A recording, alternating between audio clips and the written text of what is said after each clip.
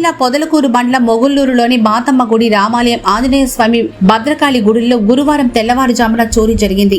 దొంగలు గుడి గేటు తాళం పగలగొట్టి లోపలికెళ్లి అమ్మవారి మెడలోని 7 బంగారు మంగళసూత్రాలు, ముక్కుపుడక, హుండీని అపహరించుకెళ్లారు. మంగళ సూత్రాల పసుపు తాళ్లను అక్కడే వదిలేసి తాళిబొట్టు పట్టుకెళ్లారు. దొంగలించిన ఆభరణాల విలువ సుమారు 2 లక్షల వరకు ఉంటుందని గ్రామస్తులు తెలిపారు. పోలీసులు కేసు నమోదు చేసి దర్యాప్తు చేస్తున్నారు.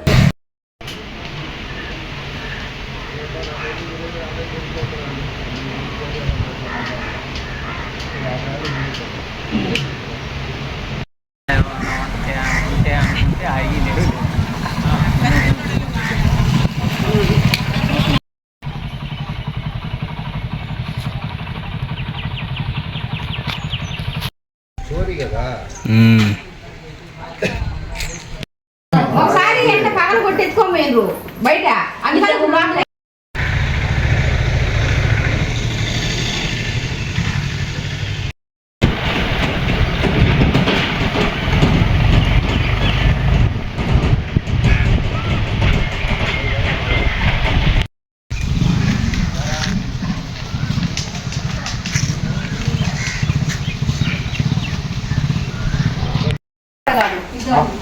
ఇక్కడ లోపల సైడ్ తాళం కొట్టేసేది, కానీ వాళ్ళు దాన్ని కూడా పగల కొట్టేసేది.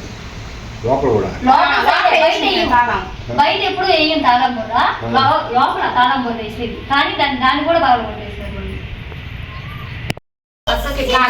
కాసులు గుండ్లు అది కొంచెం కనిపించకుండా కొంచెం పక్కకుంది, అందువల్ల ఏమన్నా తీయలేదు.